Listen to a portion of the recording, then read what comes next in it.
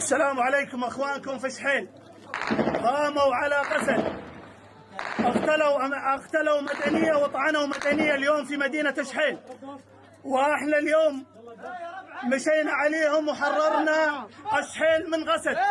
احنا ما نطلع مشان المجلس العسكري ولا مشان ابو خوله، احنا نطلع نصره لعوائلنا المحاصره بالحسكه، ونطالب التحالف يحاسب كوادر قسد اللي لعبوا اللعبه مظلوم عبدي وسيامن واشعلوا الفتنه بالخط وقتلوا ابنائنا المدنيه، ما قتلوا لا عساكر مجلس ولا اكتفوا بابو خوله.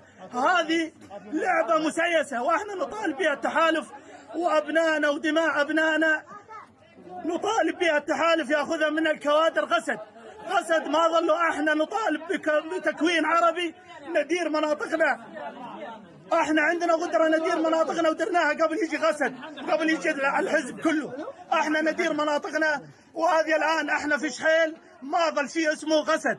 احنا ما لنا شغل بقسد ولا لنا شغل بالمجلس العسكري، احنا نطالب التحالف الدولي بالاطفال اللي قتلت والنساء اللي اسرت، نطالبهم بهذا.